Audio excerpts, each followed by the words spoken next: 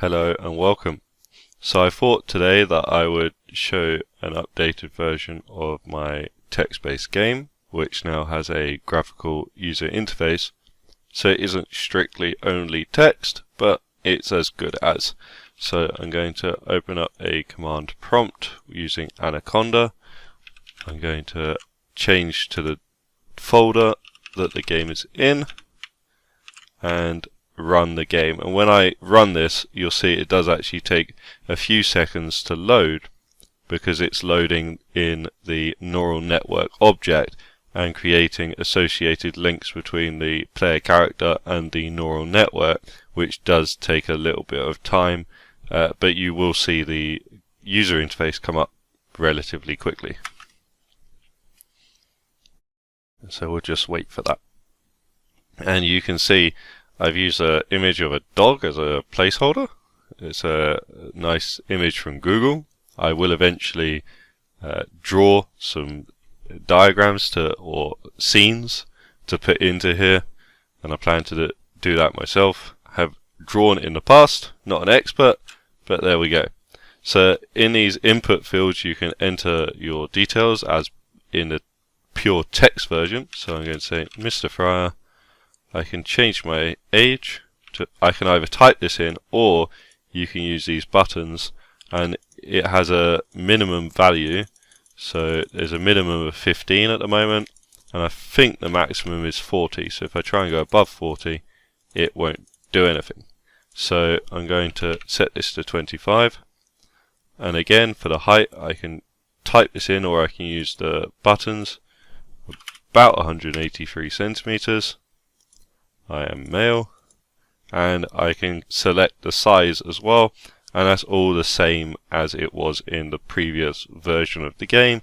Now it's all just done through buttons, and these are called widgets. So this is a spin box, this is a selection box, and this is just a normal text field.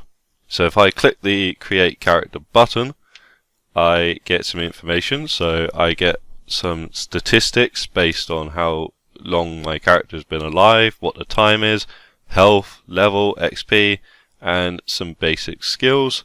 And it will also tell me about what weapons and armor I have equipped. There should actually be a space after that one, but I will have to fix that at another time. So when you create your character, you're moved into the next screen. I've still got a placeholder, but now I've got 5 buttons, and this is very similar text, almost exactly the same as from the previous version of the game.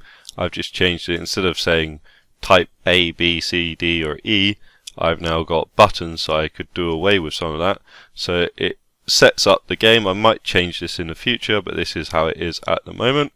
If I want to sleep, then I can. It takes me to another menu. I've got a different placeholder image on this one, and it tells the user that they can enter the number of hours. So again, I've got this little spin widget, and let's say I want to sleep for 5 hours, and you will see up here the time changes from 6 AM to 11 AM, and it now gives you some information about how hungry and thirsty you are, and if you want, you can eat.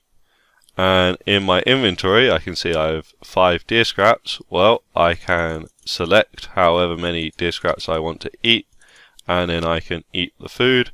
It tells me how much each one will reduce my hunger by. So if I have a hunger rating of 60, I would need to eat 3 of these, and it will bring it down to 0. And this all updates live, so you can see the deer scraps is reduced to 2. It says my hunger rating is now 0. And the amount of deer scraps I can select to eat has now changed. The maximum is 2 because I've just eaten 3, and that is now 2 left. So all of this information updates as you click the buttons, and it does it in real time. And if I click continue, I can do the same thing for drink. So I only need to drink 2. It does actually keep this information, but now I can go up to 5. It had just kept the previous data of 2 from the previous option. I could reset that to 0, but there's not really any need. So I'm going to, well, before I consume the drink, you'll notice this is not in line. It would be much better if this was moved over a bit, and I will have to again, that's another thing to fix, but there we go. There are always teething problems with these things. So I'm going to consume the 2 drinks, and you'll see the water bottles, sorry, these ones, the water bottles, will go from 5 to 3, and that happens instantly, and the first rating is also reduced. So again, if I click continue, yeah, I now have hunger and thirst rating of 0, so I might as well just continue, and I am back to my menu with the other buttons. You will notice though that this has got rid of the introductory message. I think the sleep and the pick up equipment buttons are the only ones that delete the previous information. The others, so if I open the chest, it will actually keep the information that is in here present. So if I open the chest, it will say that I find an assortment of plain cloth. I should probably change the wording of this. Undergarments, t-shirts and trousers, and I can choose to get dressed, or I can choose not to. And if you choose not to get dressed, it will just add everything to your items, your inventory. But I'm going to click get dressed, and you'll see now that I have some equipped armor, I have a linen shirt and linen trousers, and the rest of it, there's some other bits and pieces that have been added to the items or inventory list, and this changes slightly depending on whether you're male or female, but there's not too much in it. So I can now choose to either change my armor or continue. There's not really much point me changing the armor, seeing as the only other things I have is linen shirts or trousers. But if I go into the change armor menu, this does actually work as intended. So whatever armor you have available in the inventory, you can select these and it will change your options. And if I had other armors of the same type, of the type undershirt, then I would have a longer list here and I would be able to select different options. But it turns out I only actually have a linen shirt. So if I click the swap button, you'll see that the order of these two changes. So the linen shirt was above the trousers originally. The order changes because the first one's removed from the armor list, added to the inventory, before the next one is removed from the inventory and added to the equipped armor. So it adds it to the end of the list. And if I do the linen trousers and swap those out, you'll see it swap again. So this does actually work as intended. I have tested it with other armors, and if you let's say had a different type of shirt, then you swap it, it will actually properly swap it out and change your armor rating and all of that sort of thing. So I have tested that and it currently works. So if I click continue again, scroll this down, it also updates on here what you've equipped. It's not that exciting, but there we go. So I'll click continue and I can open the window, and the message you get when you open the window depends on the time, and you'll see that opening that chest and getting dressed has actually added another 20 minutes onto this. I might again change how long these things take, but that is what it currently takes. I think if you choose not to get dressed and everything gets added to your inventory, it's about 5 or 10 minutes quicker, and all of that affects your hunger rating. If we went back to the slept for 0 hours, you'd see that the hunger rating has actually still increased. So if I now click open window, again it depends on the time, but I click this and it will give me some information. Currently it's a busy time of day and I can see all of the merchants and that outside. If you sleep and then open the window again, which I could show, I suppose. Let's go 9 hours. And you'll see as well, opening the window took 5 minutes of our time. Not quite realistic, but there we go. It had a good gaze out the window. So if I open the window now, it will tell me that it's dark outside and I can see the lights from the surrounding shops and houses. So this message does depend on the time of day. So the second to last button is pick up equipment, and it tells me that I've got some hunting equipment. I've got a bow, a knife and some arrows, as well as some boots and gloves. So I can choose either to put them in my inventory, in which case all of those items are just dumped in the inventory. But since this is an adventure game, you probably want to be equipped for an adventure, so I'm going to equip the items. You can then choose whether you want to equip the bow or the hunting knife. In this case, I'll just go bow. Whichever one you choose gets added to your weapons. The one you don't choose gets added to your inventory. So if I do this, it adds the bow, and it tells me the bow uses 2 hands, or needs 2 hands to equip, and has a damage of only 1. That is melee damage, not that you're ever going to use a bow in melee.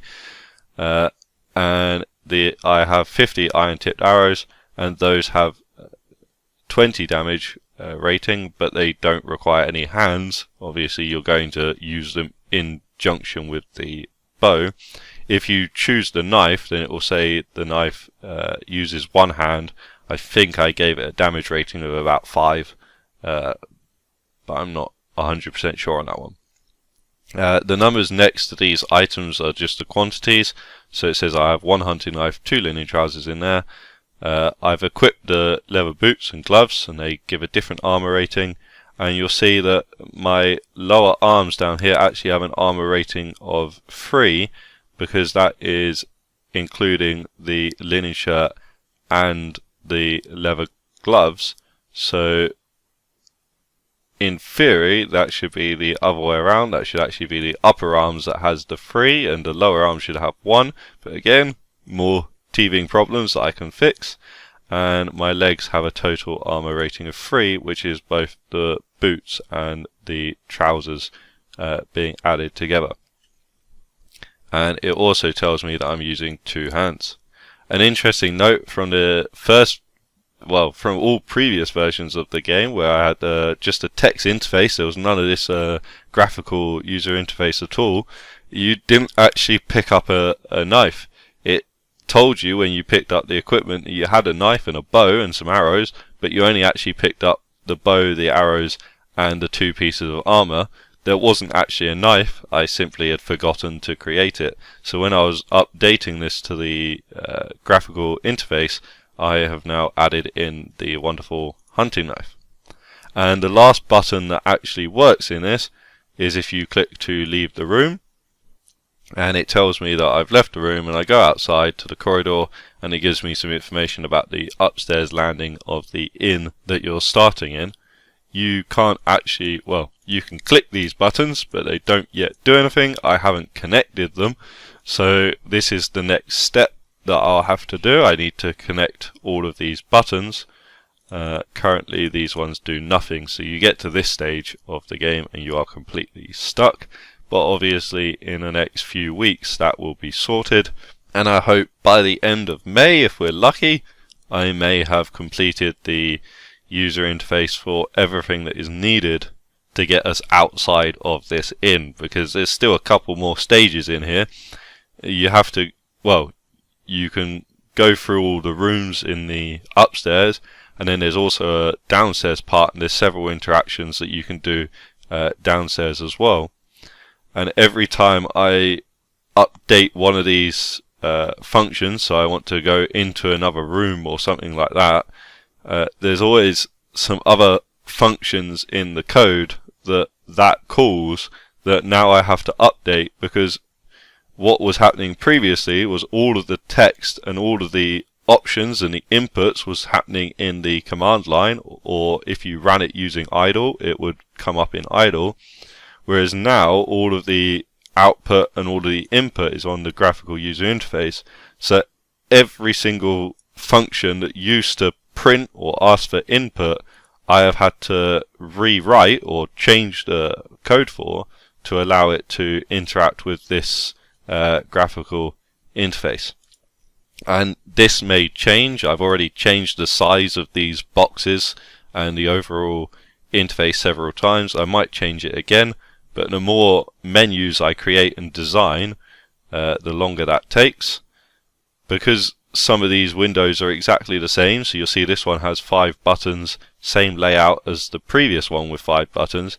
I do reuse the same design. I've just reset what the buttons are called, what they do, and what they connect to, so that has saved a little bit of time. But I just thought, now that I actually have an interface to show rather than it just being text, that I would create a video rather than just a blog update to show you what I have achieved so far. Thank you for listening, and have a good day.